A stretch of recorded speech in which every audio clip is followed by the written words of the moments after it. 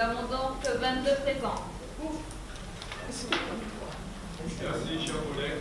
Depuis ces 5 dernières années, après de nombreuses discussions et un travail considérable, l'implantation d'une usine d'embouteillage de l'eau de Ravine Chaude à Lamentin se concrétise. C'est une aubaine pour le développement économique de la commune et pour la création d'emplois sur le territoire.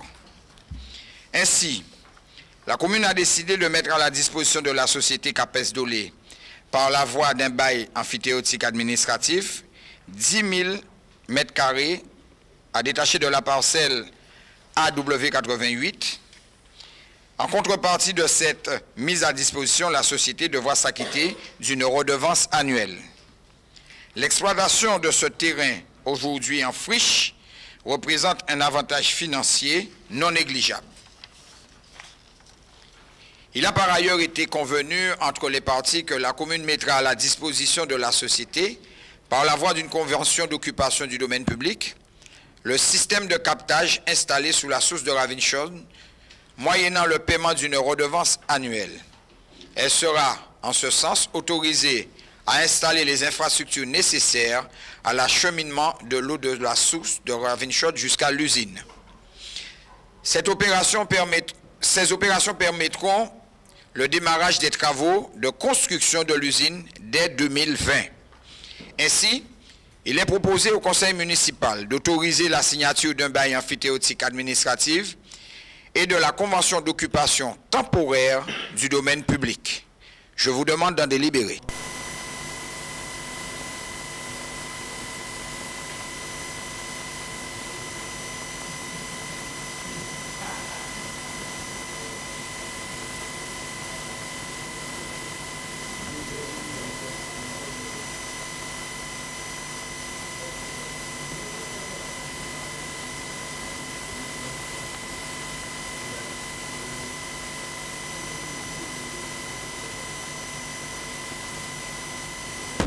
Ce projet,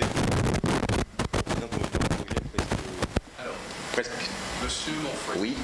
pour des soucis de presse, je vais vous demander de chapeauter parce que vos propos sont relayés et je pense que la population de Lamentin va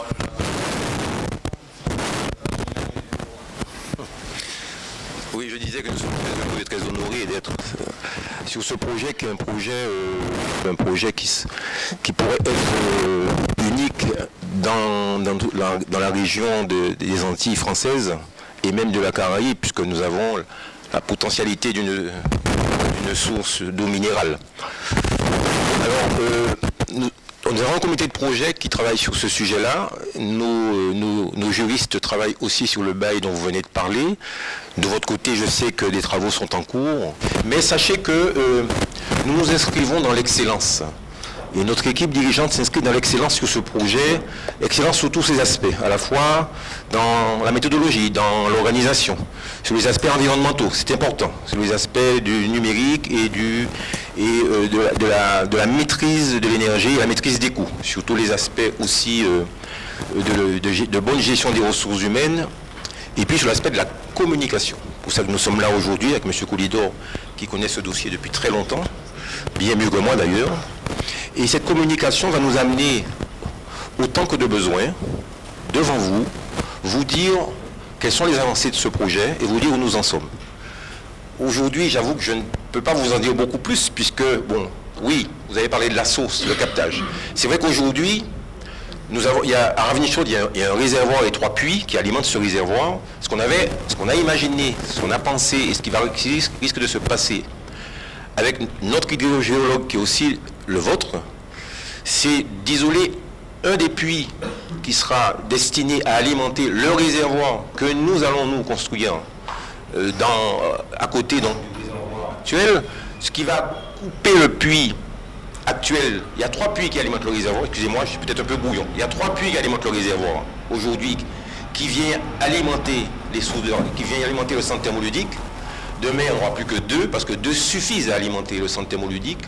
Le 3e puits va alimenter le réservoir que nous allons construire pour l'usine, et nous allons acheminer l'eau jusqu'à l'usine, et les contrôles de qualité se feront à l'entrée de l'usine.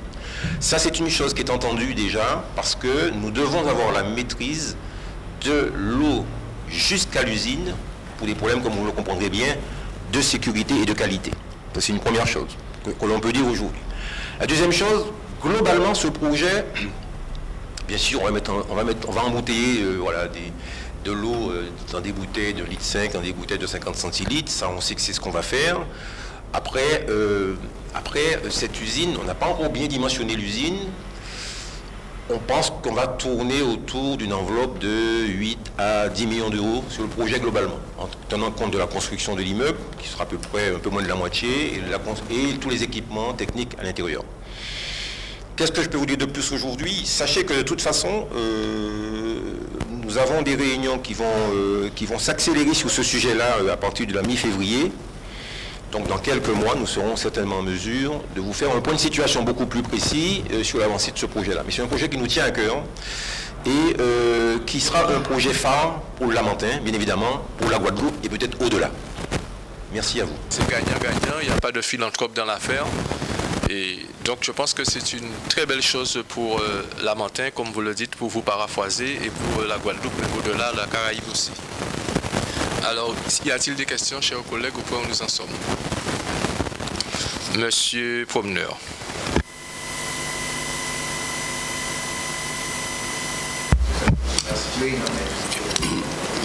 Ok. Bonsoir à tous. Bonsoir à tous. Donc j'accueille très heureusement ce projet, puisqu'effectivement c'est important pour une commune effectivement de créer de l'attractivité, faire venir des entreprises, faire du développement économique. Je fais confiance au maire sur effectivement le montage des différents accords pour effectivement cette mise en œuvre de cette usine. Tout à l'heure, vous êtes exprimé et vous avez dit que vous travaillez dans l'excellence et vous avez énuméré un peu une vue technique.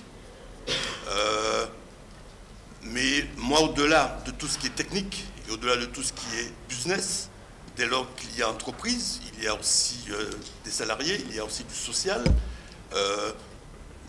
J'espère effectivement que dans les différentes tractations qu'il va y avoir des accords de préférence lamantinoise sur la partie salariale, mais j'espère aussi que l'excellence chez vous va porter sur tout ce qui aujourd'hui tient compte de la RSE, donc la responsabilité sociale des entreprises, d'une part, dans l'entreprise elle-même, la qualité de vie professionnelle des salariés, parce que vous n'en avez pas parlé, mais c'est vrai que j'aurais aimé vous entendre dire et que ça soit consigné que ce sont des éléments qui effectivement font partie de votre ADN et qui seront aussi intégrés dans tout ce qui va suivre. Merci. J'ai cité, dans les points d'excellence que j'ai cités, j'ai parlé des ressources humaines. C'est fondamental pour nous car c'est déjà le cas dans les entreprises que nous gérons. La principale ressource de l'entreprise pour nous, ce sont d'abord les hommes et ce ne sont pas les machines. Donc je l'ai dit tout à l'heure. Il y a d'abord un projet immobilier. Je ne suis pas en mesure de vous faire des promesses, je l'ai dit en préambule. Je fais des points d'information, pour le moment je ne peux pas faire de promesses. Un projet immobilier, aujourd'hui, c'est 12 mois. C'est 12 mois. Projet immobilier. On a chez nous d'ailleurs une extension de l'usine qui est prévue depuis un certain temps, qui va commencer. Le maître d'œuvre nous annonce, après le premier coup de pioche, 12 mois. Et 12 mois, vous savez ce que c'est, bien souvent, il faut rajouter quelques mois de dérapage, de ça ou de ça. Donc c'est un an, on va dire, 1 an et demi à minima. Après, il faut tous les équipements. Alors bien sûr, il y a des choses qui se font en parallèle et qui se font en même temps. On n'attend pas d'avoir tout terminé pour commencer d'autres choses. Donc bien évidemment, c'est pour ça qu'il y a un comité de projet qui y travaille et qui va phaser les interventions et qui va donc s'appuyer sur un calendrier. C'est pour ça que je vous dis que dès qu'on en sait un peu plus, ça ne gêne pas de venir devant vous chaque fois que vous le souhaiterez pour vous dire où on en est. Mais j'aimerais bien être le jour où je pourrais vous répondre précisément en vous disant aujourd'hui, je suis très heureux de vous dire que voilà comment le projet sera phasé et voilà à quel stade nous en sommes. Et je vous promets ce jour-là que la première bouteille d'eau va sortir à telle date. Aujourd'hui, je ne suis pas en capacité de vous le dire. Mais ce ne sera jamais avant 16-18 mois après le premier coup de pioche. Impossible. Bonsoir à tous. Bonsoir messieurs. Je voulais poser une question en matière d'écologie. Aujourd'hui, le gouvernement tend à faire disparaître les couverts en plastique, tout ce qui est plastique. Donc moi je voulais savoir demain, qu'est-ce que vous allez proposer justement pour accompagner justement cette politique non-utilisation du plastique. Vous vous doutez bien que vu notre métier, nous sommes très attentifs à ce qui se décide au niveau, d'ailleurs même, c'est même pas au niveau national, c'est au niveau européen. Nous sommes très attentifs à cela parce que ça va impacter nos entreprises d'aujourd'hui. Il se dit beaucoup de choses, il y a beaucoup d'études qui sont en cours, il y a énormément de tests qui sont faits pour produire, on va dire, des récipients qui ressemblent un peu à ces bouteilles que nous avons, mais qui sont pas faits avec du plastique. Il n'y a pas longtemps, on a rencontré, Denis doit s'en souvenir, on a rencontré quelqu'un qui nous a proposé voilà, des récipients de ce type-là, mais qui sont conçus à partir de bagasse. Alors ça nous a interpellés parce que nous, comme on a de la bagasse chez nous, on s'est dit tiens, peut-être même qu'on pourra les faire nous-mêmes, tellement on est bon, nous en Guadeloupe, voilà. Bon, il se trouve que quand on a fouillé un peu, c'est pas vraiment ce qu'il faudra pour mettre des bouteilles, ça n'a pas la tenue, c'est pas biodégradable plus que ça d'ailleurs pour commencer, voilà. On nous a vendu un peu du leurre, on fait très attention. Et puis on a une veille technologique, on est à l'écoute de tout ce qui se passe, car on sera obligé de s'y conformer le moment venu. Pour l'instant, alors à part se dire on abandonne le plastique et on repart sur du verre, ce que Capes Dolé a fait fut un temps, à part de se dire ça, on n'a pas de solution pour remplacer le PET aujourd'hui. Il y a beaucoup de discussions, mais il n'y a pas de solution. Et le verre, excusez-moi de vous dire que le verre n'est pas plus écologique que le plastique. En plus, nous n'avons pas de verrerie en Guadeloupe, donc pourquoi pas le verre? On ne s'interdit aucune réflexion. Nous, quand on réfléchit, on ne se censure pas. Donc on est ouvert à tout, on entend tout, on écoute tout, on discute de tout. On a une problématique ici et on l'aura demain à Lamentin, c'est voilà, qu'est-ce qu'on utilise comme récipient pour embouteiller notre eau. On est sur ce sujet-là aussi, mais là encore, je n'ai pas de réponse à vous donner aujourd'hui. On est à l'écoute de tout ce qui se fait. Mais on sait qu'un beau jour, plus les écologistes arrivent au pouvoir en Europe, et plus voilà, on va se rapprocher de l'épée de Damoclès où un jour on nous dira terminé.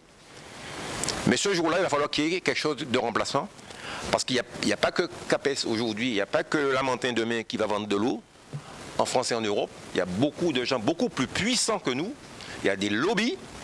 Et ces lobbies-là, pour qu'on puisse leur interdire de mettre de l'eau dans des bouteilles en PET, il va falloir qu'on puisse leur proposer autre chose. Pour le moment, on n'a pas trouvé autre chose, à part le verre. Qui s'abstient? Adopté. Merci, chers collègues. Le point suivant, donc, monsieur, tu avais quelque chose à ajouter, Denis? D'accord, ben, je vous remercie. Et monsieur Comte, tu peux accompagner ces messieurs, s'il te plaît? Et merci encore. Oui, mais c'est une certaine correction. Et merci encore.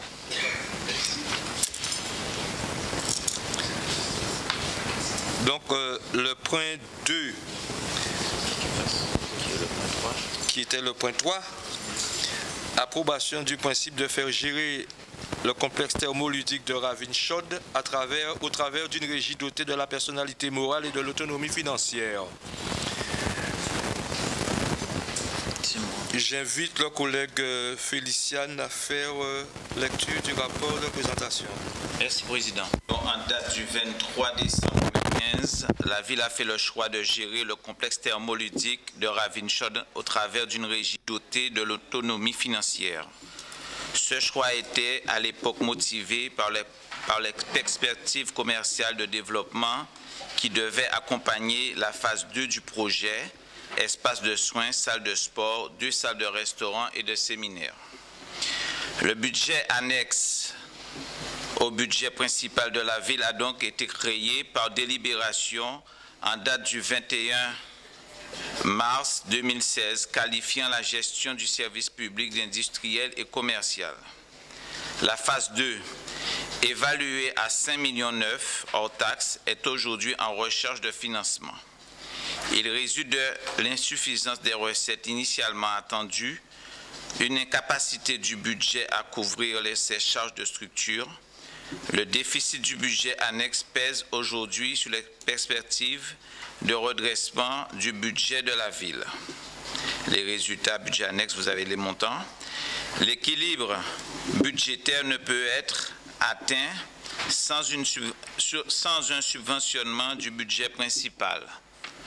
Or, au regard des dispositions de l'article L2224-2 du CGCT, le subventionnement d'un budget industriel et commercial doit être justifié par des contraintes de service public. Sur cette base, la CRC a ainsi supprimé la subvention d'équilibre de 600 000 € prévue par la ville en 2019. Dès lors, il importe de faire évoluer le mode de gestion pour permettre de subventionner la structure et garantir la pérennité de l'équipement en l'attente de la concrétisation de la phase 2. Dans un jugement du 9 janvier 2017, numéro 4074, la communauté d'agglomération d'Annemasse, le tribunal des conflits a estimé que, malgré la multiplicité des activités proposées par un centre aquatique exploité en régie, vélo aquatique, salle de remise en forme, les conditions de son organisation et de sa gestion ainsi que son rattachement au budget de la commune permettaient de le qualifier pour l'ensemble de ses activités de service public administratif. Le centre de Ravine-Chaude remplit parfaitement ces conditions. Relevant d'un service public à caractère administratif et non industriel et commercial, la forme du budget annexe actuel doit être revue. Concrètement, il s'agit de procéder à la dissolution du budget annexe actuel, de reprendre au budget principal le déficit du budget annexe, de décider, en conformité de l'article L1412-2 du CGCT, soit de créer un nouveau budget annexe, cette fois à caractère administratif, permettant d'individualiser la gestion et dont l'équilibre budgétaire est assuré par le budget principal, soit d'externaliser la gestion au travers d'une régie dotée de la personnalité morale et de l'autonomie financière. Établissement autonome contrôlé par la commune dont l'équilibre budgétaire est également assuré par le budget principal. Les principales caractéristiques de ces deux modes de gestion sont les suivantes. Nous avons un tableau qui reprend les deux modes de gestion. La régie dotée de la personnalité morale et de l'autonomie financière. La création est décidée par délibération du conseil municipal. La délibération arrête les statuts et fixe le montant de la dotation initiale de la régie. La régie est administrée par un conseil d'administration, son président un directeur désigné par le conseil municipal sur proposition du maire, article L2221-10 du CGCT. Les élus du conseil municipal y détiennent la majorité. Le conseil d'administration délibère sur toute question intéressant le fonctionnement de la régie. Le budget comporte deux sections, l'une pour les opérations d'exploitation, l'autre pour les opérations d'investissement. Il est préparé par le directeur du SPIC et le président du conseil d'administration et voté par un conseil d'administration. Les fonctions comptables sont confiées soit à un comptable du Trésor, soit à un agent comptable. Il est nommé par le préfet sur proposition du conseil d'administration et après avis du trésorier payeur général. Ça, c'est la régie dotée de la personnalité morale et de l'autonomie financière. L'autre régie dotée de la seule autonomie financière se décline de la manière suivante. La création est décidée par délibération du conseil municipal. La délibération arrête les statuts et détermine l'ensemble des moyens mis à la disposition de la régie. La régie est administrée par un conseil d'exploitation et un directeur qui sont sous l'autorité du maire et du conseil municipal. Les membres du conseil d'exploitation sont nommés par le conseil municipal. Le directeur est nommé par le maire dans les conditions prévues par l'article L2221-14 du CGCT sur avis du conseil d'exploitation. Le conseil municipal, après avis du conseil d'exploitation et dans les conditions prévues du règlement intérieur, délibère sur toutes les questions intéressant le fonctionnement de la régie. Le budget comporte 2 sections, l'une pour les opérations d'exploitation, l'autre pour les opérations d'investissement. Il est préparé par le directeur, soumis pour avis au conseil d'exploitation et voté par le conseil municipal. Et il est annexé à celui de la commune. L'agent comptable est celui de la commune. Les 2 options sont très proches et ne diffèrent essentiellement que sur la gouvernance municipale. Conseil municipal pour la régie à autonomie financière, conseil d'administration où les élus sont majoritaires pour la régie personnalisée. La régie personnalisée est un choix assumé d'externalisation de la gestion afin de permettre au centre de Ravensshott de disposer d'une certaine autonomie dans son exploitation. Dissocié de la gestion communale, cela afin de faciliter le développement commercial des activités existantes. Cette gestion individualisée permet également de mieux apprécier la qualité du service dispensé et son coût. Car, à terme, il s'agit de faire du centre de Ravensshott un équipement économique, rentable et structurant du territoire. Le processus de création d'une telle régie est relativement long à mettre en œuvre, 3 à 4 mois. Du fait des évaluations à réaliser, impact sur le personnel, les comptes de la ville et des consultations préalables, CCSPL, comité technique. Dans ce contexte, l'objet de la présente délibération n'est pas d'acter la création d'une telle régie, mais d'approuver l'évolution du mode de gestion du centre thermoludique de Ravensshott vers une régie d'autonomie de la personnalité morale et de l'autonomie financière, d'autoriser le maire à engager les démarches préalables d'évaluation et de création d'une telle régie, ainsi qu'à consulter à cet effet la commission consultative des services publics locaux prévue à l'article L1413-1 du CGCT. Chers collègues, avant de passer probablement à la phase de questions, nous avons notre conseil qui est avec nous, M. Ricochet, à qui je peux passer la parole tout de suite pour apporter des précisions si besoin est. Je vous remercie. Bonsoir mesdames et messieurs les élus. Donc l'objectif, excusez-moi.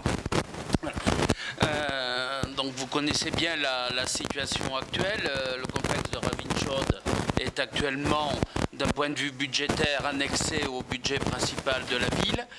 C'est un budget dont il ne vous a pas échappé, qui est pour le moment structurellement déficitaire et que seule une subvention permettra de restaurer l'équilibre budgétaire. Il n'y a pas d'autre solution dans l'état actuel, dès lors qu'il y a plus de dépenses que de recettes. Voilà.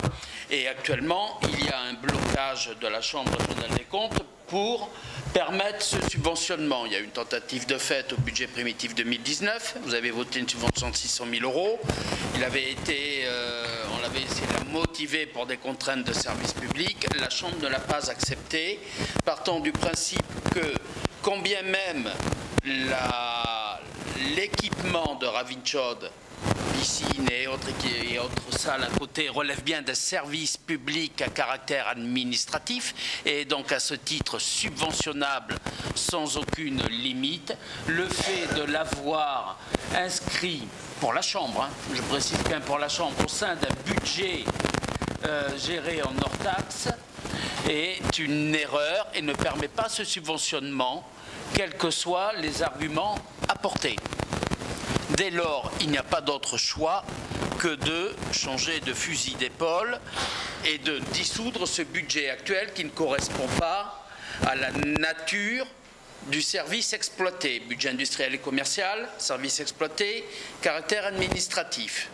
Dès lors que le budget sera à dissoudre, se pose la question de la gestion future de l'équipement. Soit vous faites rebelote, vous créez un nouveau budget annexe rattaché au budget principal et cette fois-ci subventionnable sans problème, soit vous décidez, c'est le but de la régie personnalisée, c'est-à-dire autonomie financière, c'est-à-dire un compte au trésor spécifique et personnalité morale totalement indépendante du maire, du conseil municipal, soit vous décidez donc de l'externaliser via cet établissement public, cette régie. Il ne vous est pas demandé, aujourd'hui le but c'est pas de choisir, si vous voulez, de créer la régie. Créer une régie à personnalité morale, ça nécessite, comme ça a été dit, une approche fine. Quelles vont être les conséquences financières réelles pour la commune? De quelle manière allons-nous intégrer le personnel actuel qui a des contrats de droit privé? Je vous rassure tout de suite, ça se fait sans problème. Le Code du travail a prévu cette possibilité. Hein. Mais encore faut-il regarder les passerelles entre contrat de droit privé, droit public, comment ça marche, et expliquer bien sûr tout cela en amont aux agents et avant de soumettre tout ça au comité technique. Donc c'est une démarche qui est lourde, qui nécessite des travaux préparatoires. Et ce qui vous est demandé ce soir, c'est d'autoriser le maire à engager cette démarche exploratoire qui va venir vous présenter dans un second temps l'opportunité ou non de créer cette régie à personnalité morale. Voilà. Merci, M. Ricochin. Y a-t-il des questions, chers collègues?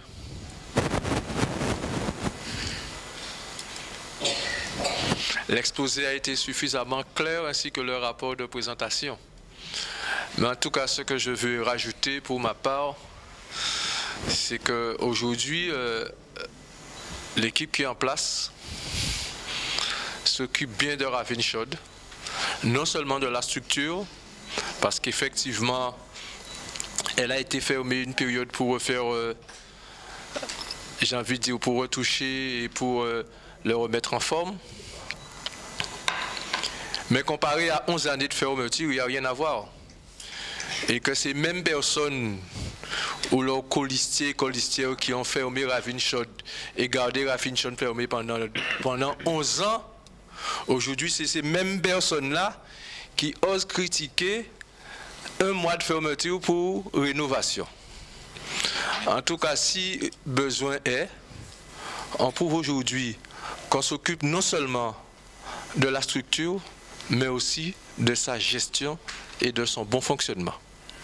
Et c'est pour ça d'ailleurs, pour reprendre la phrase de M. Ricochin, ce soir il est question de donner au maire pouvoir pour lancer la procédure d'étude de la faisabilité de cette question qui sera certainement une meilleure gestion pour Ravenschaud parce que ça permettra une gestion plus proche, une meilleure réactivité, en tout cas une nouvelle gouvernance qui sera certainement plus profitable au développement de Ravenschaud pour l'avenir.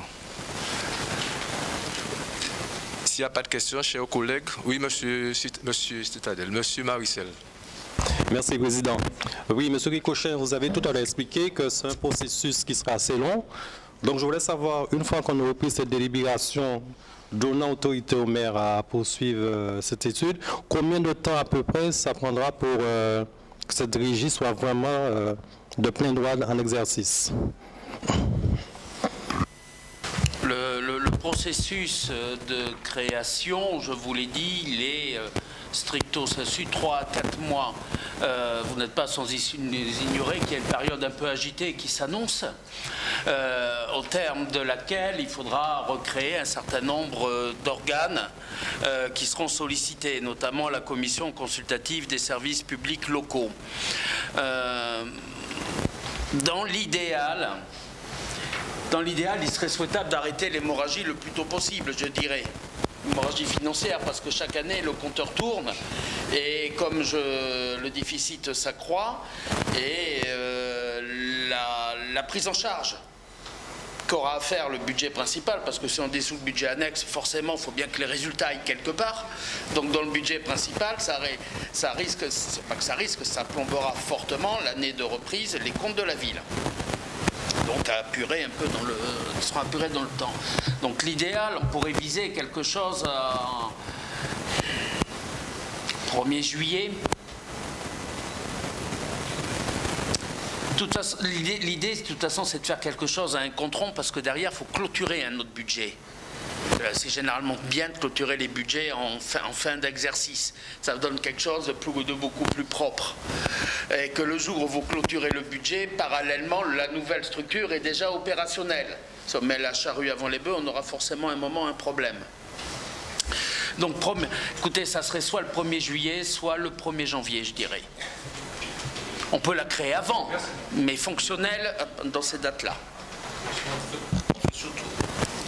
Tu voulais ajouter quelque chose, Bruno? Non, dans cette délibération, chers collègues, on veut surtout donner la possibilité au maire d'étudier toutes les pistes possibles. Après un délai, on peut partir, on n'a pas de délai fixé, mais c'est pour nous permettre aussi de nous imprégner du dossier qu'est ce changement de statut. Mais il n'y a pas, je dirais, j'entends M. Kesh, il n'y a pas péril dans la demeure. Ravine Chaude va continuer à fonctionner, le personnel, ce sera toujours là pour par la commune et par les agents qui y travaillent. Donc nous, à moyen terme, c'est permettre le maire d'avoir les possibilités des leviers et de prendre aussi à tâche de conseil pour nous permettre de savoir quelle orientation que nous allons prendre. Merci.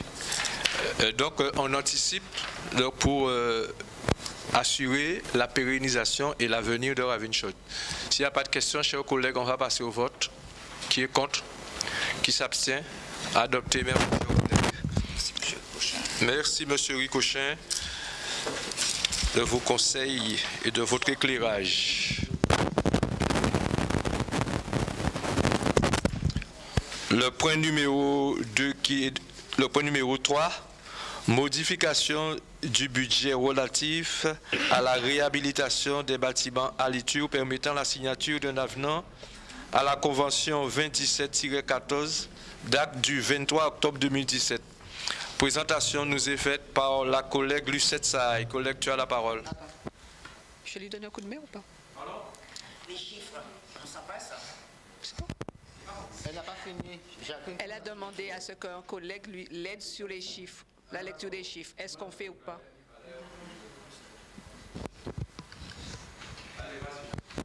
Non, je demandais. Merci, Président.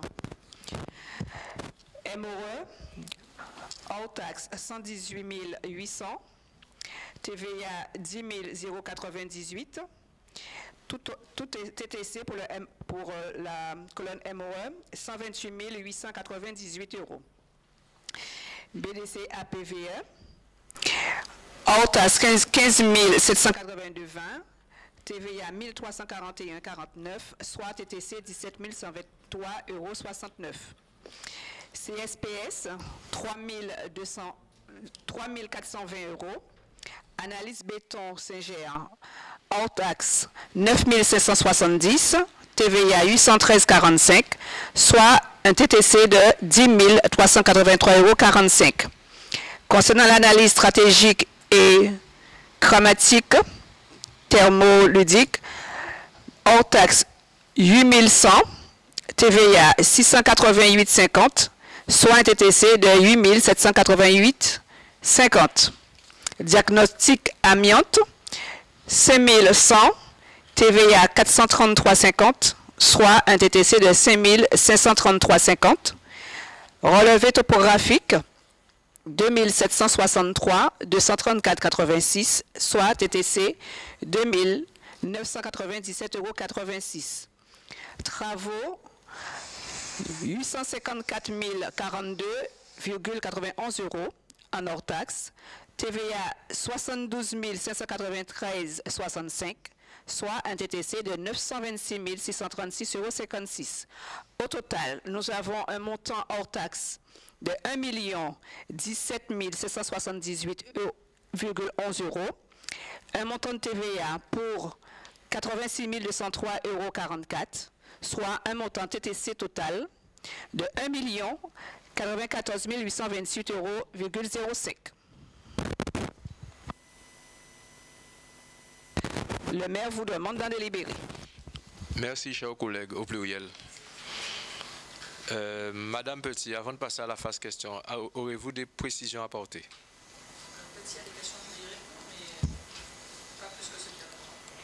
Alors, y a-t-il des questions, chers collègues? Il n'y a pas de questions? Une observation. Des observations? Ça prouve que la ministre... Eh bien, vous aurez quand même vos précisions à faire, voilà. Donc, je vous passe la parole, madame.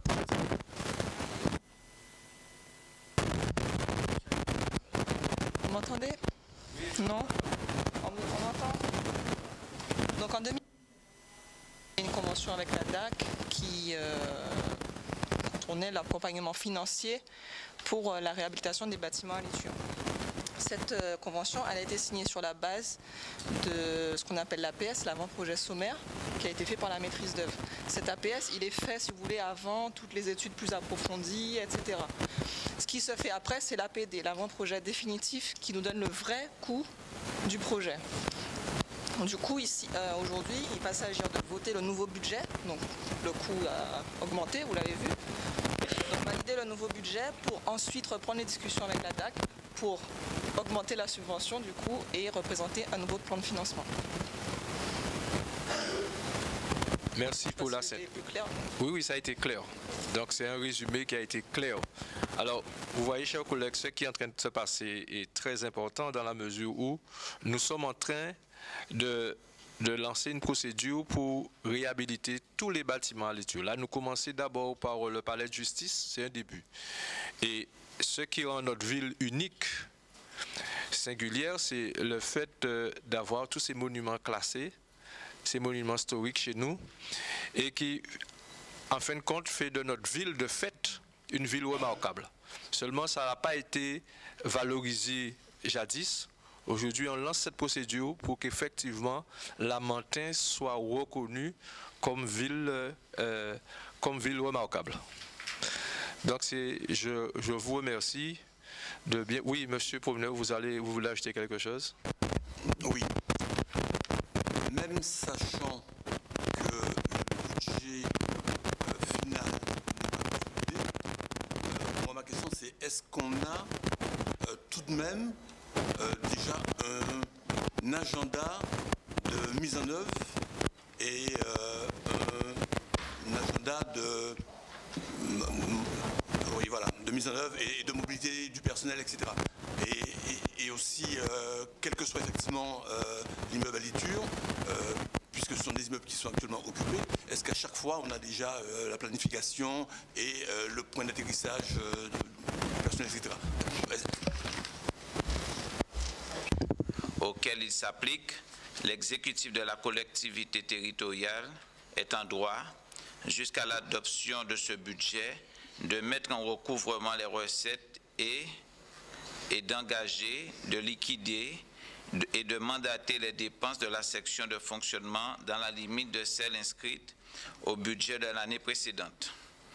Il est en droit de mandater les dépenses afférentes au remboursement en capital des annuités de la dette venant à échéance avant le vote du budget. En outre, jusqu'à l'adoption du budget ou jusqu'au 30 avril, en l'absence d'adoption du budget avant cette date, l'exécutif de la collectivité territoriale peut, sur autorisation de l'organe délibérant, engager, liquider et mandater les dépenses d'investissement. dans la limite du quart des crédits ouverts au budget de l'exercice précédent, non compris les crédits afférents au remboursement de la dette.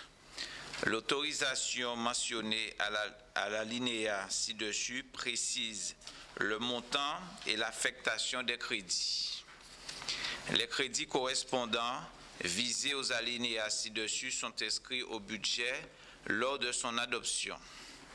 Le comptable est en droit de payer les mandats et recouvrer les titres de recettes émis dans les conditions ci-dessus. Conformément au texte applicable, il est proposé au conseil municipal de procéder à l'ouverture des crédits de dépenses d'investissement afin de pouvoir engager, liquider et mandater les dépenses d'investissement selon le tableau ci-dessus. Donc, lors de notre budget 2019, nous avons fait des ouvertures de crédit par chapitre.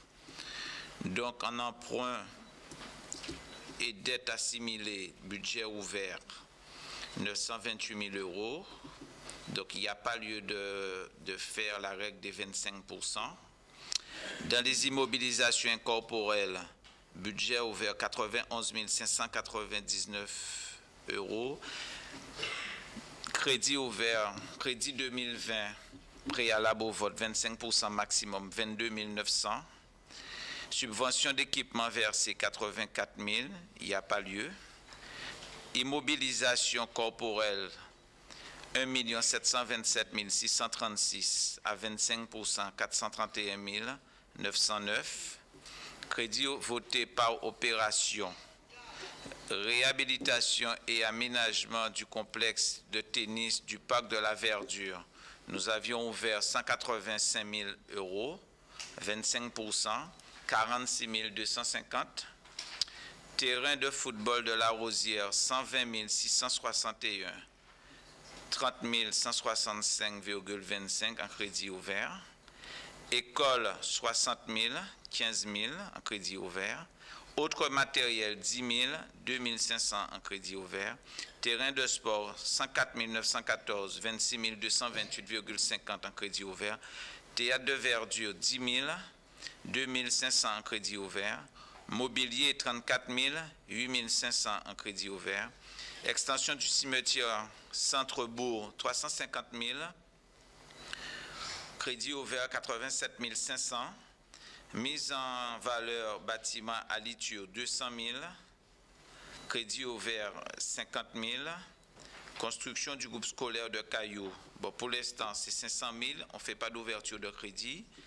Maison de quartier de Vincent, 96 576. Crédit ouvert, 24 144. Micro-crèche, 165 963. Crédit ouvert, 41 490,75. Base nautique de Blachon, 5 553. Pas de crédit ouvert. Réhabilitation du complexe sportif de Blachon, 526 337, crédit ouvert 131 584,25. Réaménagement et réhabilitation de Ravine Chaude, 150 000 euros, crédit ouvert 37 500. Sur un montant total de crédit affecté, chapitre et opération 5 350 239, crédit ouvert 958 171,75. Le conseil municipal s'engage à reprendre ces crédits ouverts par anticipation au budget primitif 2020 de la commune. Je vous invite à en délibérer. Merci, chers collègues. Donc, vous avez compris, c'est un exercice traditionnel. Hein. On est en train de procéder par anticipation en début d'année budgétaire pour ne pas bloquer le fonctionnement de la commune, pour continuer nos investissements, pour ouvrir de nouveaux investissements. Il faut absolument prendre cette délibération et la loi nous autorise à engager en dépenses, en investissement en tout cas, un quart du budget de l'année N-1. Donc c'est dans ce sens-là que nous prenons cette délibération, chers collègues, chère population, ce soir pour que la commune continue d'avancer malgré tout. Parce que le vote du compte administratif ne se fera pas avant le mois d'avril. Donc vous comprenez, d'ici là, la commune doit continuer à avancer. Il s'agit aussi là aussi dans un cadre, c'est un cadre classique, comptable public, mais nous permettre aussi de payer les fournisseurs qui ont travaillé durant cette période-là. Y a-t-il des questions, chers collègues? S'il n'y a pas de questions, on passe au vote. Qui est contre? Qui s'abstient? Adopté. Merci, chers collègues. Le point suivant, qui est le point 6. Championnat de lecture à haute voix. Rapport nous est fait par le collègue Christian Citadel. Collègue, tu as la parole. Merci. La ville de Lamentin organise en accord avec l'Éducation nationale la 3e édition du championnat de lecture à voix haute pour les classes de CE1 et CE2. Il a pour objectif de promouvoir la lecture sur un mode ludique, encourager les participants à la prise de parole en public, encourager les élèves à fréquenter les bibliothèques, développer le goût de la lecture chez l'enfant.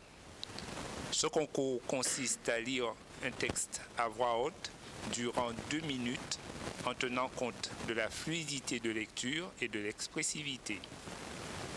La participation au championnat de lecture à voix haute implique l'acceptation pleine et entière sans aucune réserve du règlement par les enseignants, les parents et ou représentants légaux. La première étape vise à désigner dans chaque école un champion par niveau de classe, un CE1, un CE2.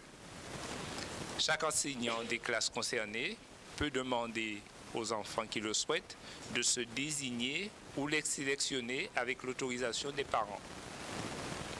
Dans chaque classe, les noms des participants seront communiqués par les enseignants au service affaires éducatives et scolaires. Les élèves liront durant 2 minutes devant leurs camarades un extrait qu'ils auront choisi. L'heure des séances de lecture et leur fréquence seront déterminées par l'enseignant. Les critères à respecter sont les suivants. La technique de lecture, fluidité, articulation correcte, correction de lecture. Et la transmission. L'élève propose une lecture sensible, adopte une intonation appropriée, place sa voix. La fiche d'évaluation du jury sera remise aux professeurs afin qu'ils puissent évaluer leurs élèves. Le choix du livre sera libre. Dans la seconde étape, les noms des élèves désignés par ses pairs pour la finale, soit un CE1 et un CE2 par école, seront communiqués au service affaires éducatives et scolaires. Une liste élaborée par la médiathèque J. Ernest Pépin sera remise aux enseignants pour permettre aux finalistes de choisir un ouvrage qu'il présentera le jour de la finale. La liste des livres sélectionnés sera transmise aux enseignants. Lors de la finale, chaque élève devra se présenter avec l'uniforme de l'école. Il devra s'identifier et procéder à la présentation du livre qu'il aura choisi, titre, auteur. Cette finale sera ouverte au public. Le jury se retirera pour délibérer et donnera le classement le jour même. Un jury composé de 6 membres, 2 enseignants, un écrivain, un représentant du rectorat, 2 personnalités de la société civile, prendra sa décision après un jugement rendu conformément à la fiche d'évaluation remise à l'étape 1.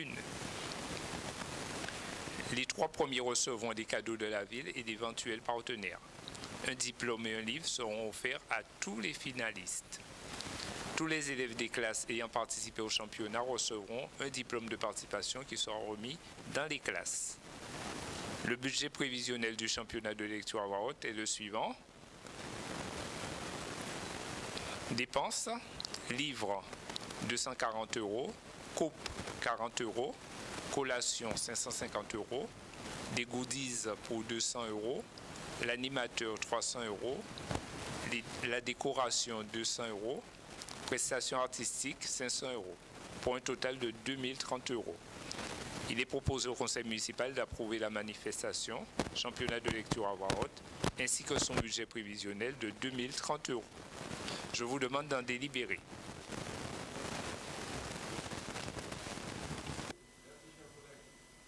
Y a-t-il des questions?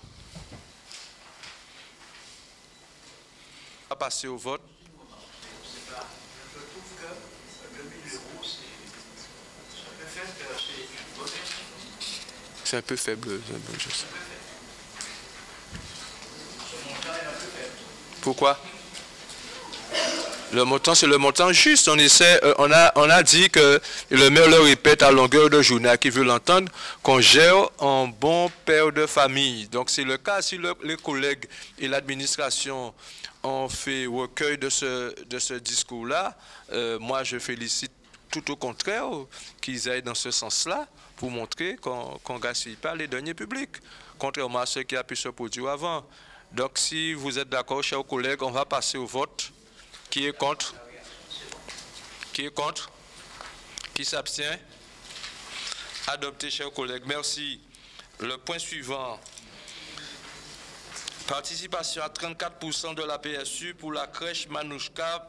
Présentation nous est faite par la collègue Nadège Permal.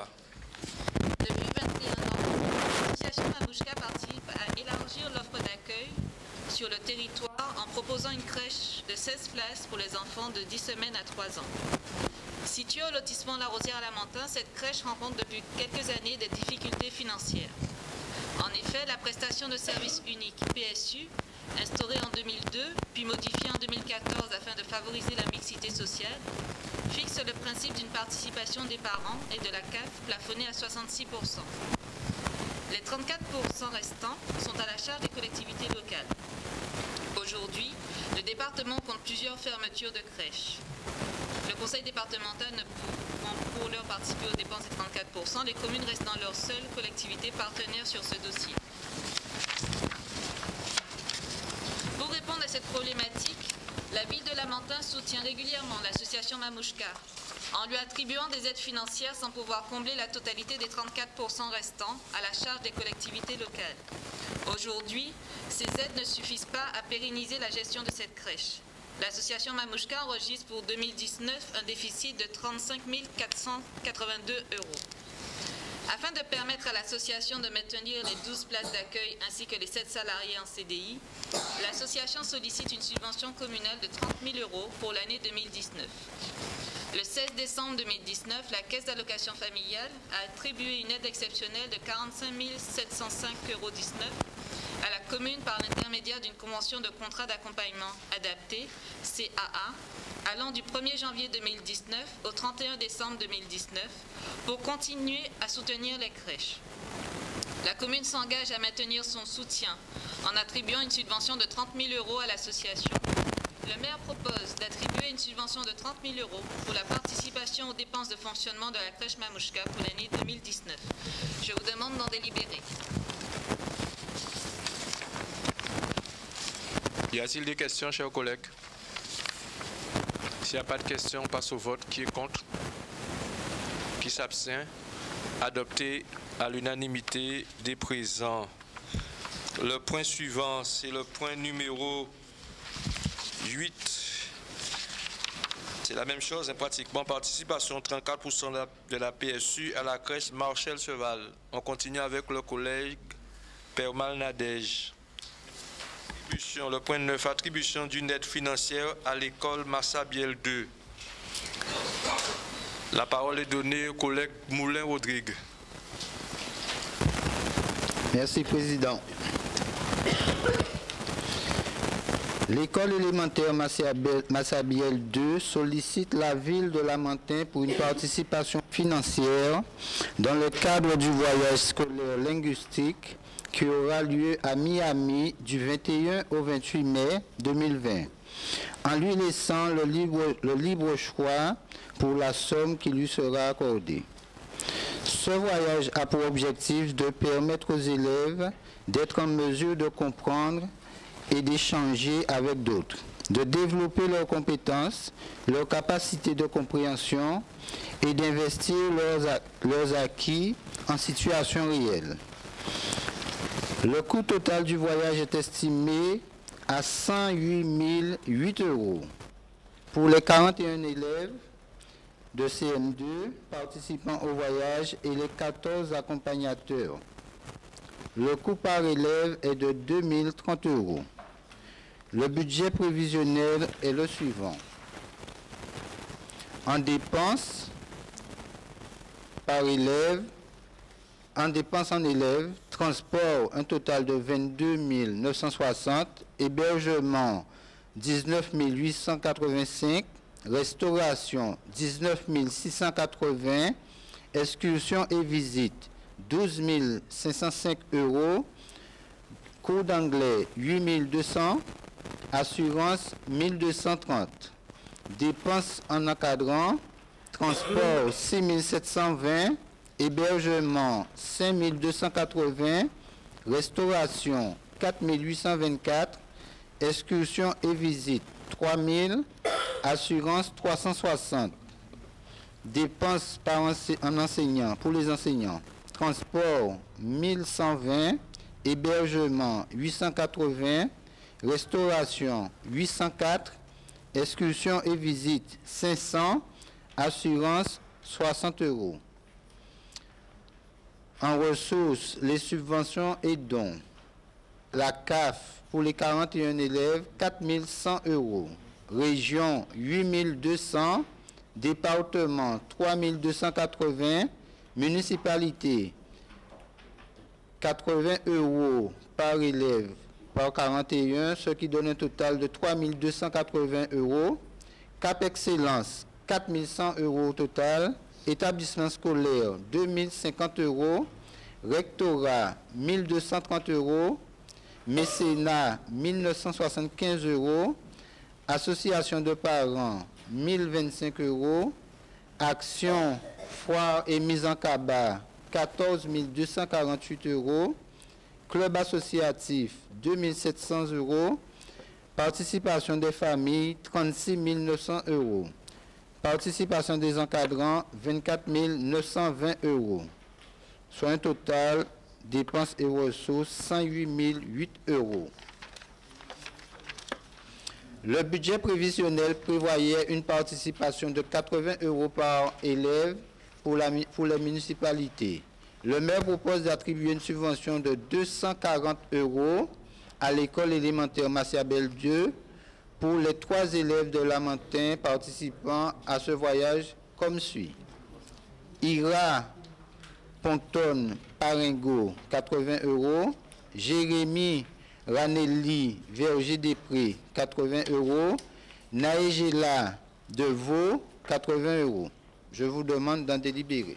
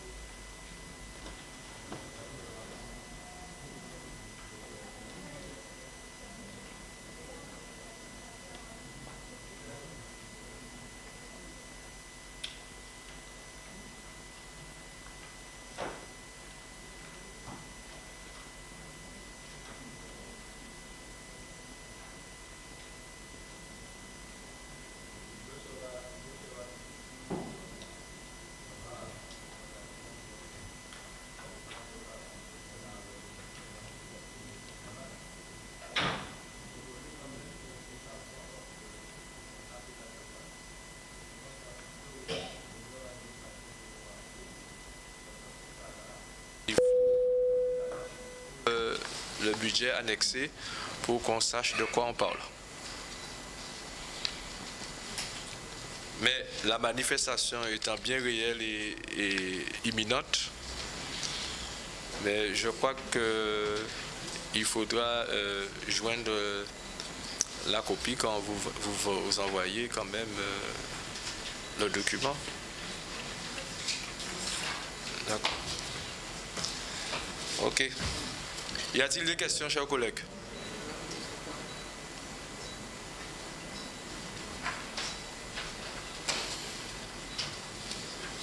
Il n'y a pas de questions?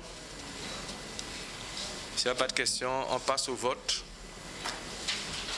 Qui est contre? Qui s'abstient? Adopté, merci.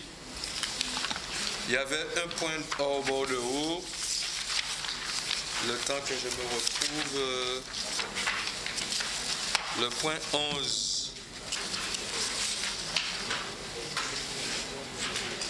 Plan de financement pour le projet de développement de la démarche efficience et qualité, numérisation et dématérialisation des services publics à Lamentin.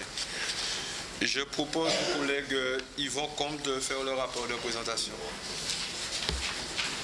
Ça concerne ta délégation.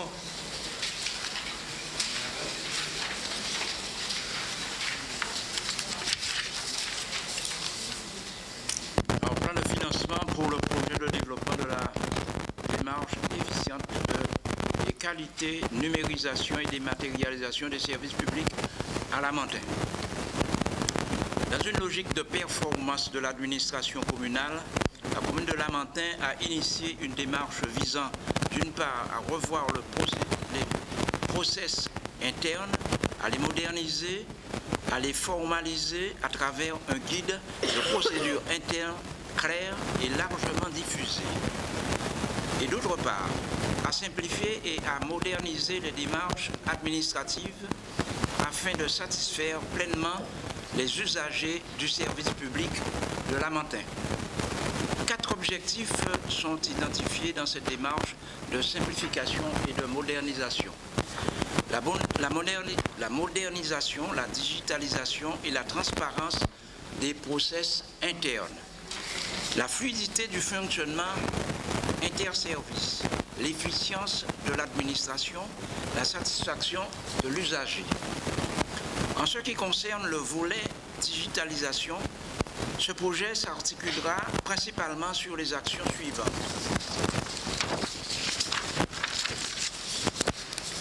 Une dématérialisation des démarches administratives d'état civil et un travail d'archivage des données relatives. La dématérialisation des documents relatifs aux conseils municipaux, notamment la documentation en direction des élus et l'acquisition des tablettes numériques. Le suivi en ligne des demandes des usagers, BEL, insertion, l'optimisation du site Internet qui deviendra un outil de dématérialisation des démarches administratives, mais également un outil d'apprentissage dynamique exploitable en interne.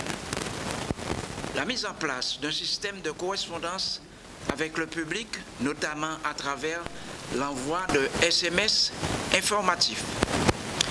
L'archivage et la gestion numérique des correspondances arrivées en mairie. Ce projet prévoit un coût total de 190 005,84 197 005,84 centimes. Le plan de financement de ce projet présente 85% de cofinancement du Fonds européen de développement régional, donc le FEDER, soit 167 454,96 et 15% d'autofinancement de la mairie, soit 29 550,88 €. Donc le plan de financement que je viens de présenter est présenté sur un tableau. Il est proposé au conseil municipal d'approuver ce projet et son plan de financement tel que présenté ci-dessus. Le maire vous demande d'en délibérer.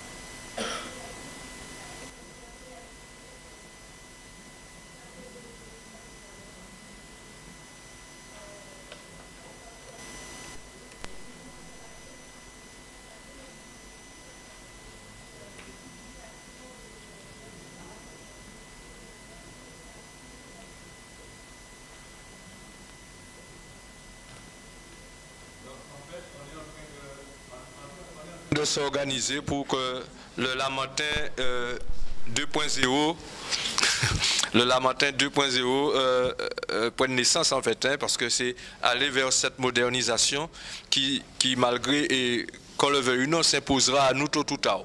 Donc autant accompagner le mouvement et le faire avec l'esprit écologique et la modernisation, bien sûr, par rapport à cette nouvelle génération. Ce sera une manière aussi de lutter contre la fracture numérique, parce qu'à terme, ça nous permettra de mieux communiquer avec nos mandants, avec la population, à travers notamment les maisons de quartier que nous sommes en train de mettre en place partout sur le territoire. Donc vous voyez bien qu'on nous aussi, on projette le Lamentin vers l'avenir. Chers collègues, s'il n'y a pas de questions, oui, allez-y.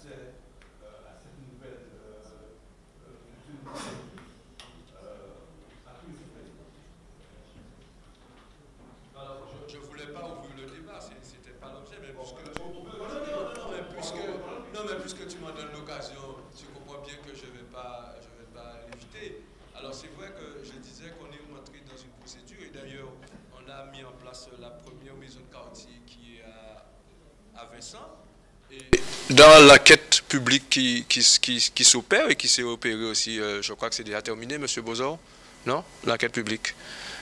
Pour l'équipement de la maison de quartier. Voilà, sur l'équipement, il apparaît très clairement qu'il y a un besoin pour accompagner la population, surtout qu'aujourd'hui, nous voyons même qu'au niveau de la santé, pour prendre que cet exemple-là, l'actualité ne vous a pas échappé, que maintenant on parle de télémédecine, on parle de téléconsultation, etc. Donc ce qui veut dire que les personnes âgées ou les personnes qui ne sont pas habituées à cet outil-là doivent se familiariser à elle. Donc il nous appartiendra en tant qu'autorité de mettre tout en œuvre pour que notre population ne soit pas, j'ai envie de dire, dépassée, et pour qu'il ne soit pas dans l'isolement, on appelle ça l'isolement, la fracture numérique. Donc effectivement, Richard, tu as parfaitement raison, on est en train d'anticiper sur cette affaire-là. Donc on est en train d'équiper déjà l'administration même, comme l'a précisé Madame Ramassamy, pour se familiariser aussi à cet outil, pour que ça se vulgarise, j'ai envie de dire, non seulement au niveau de la collectivité, mais après dans la population. Y a-t-il d'autres questions, chers collègues? S'il n'y a pas de questions, on va passer au vote. Oui, Lucette.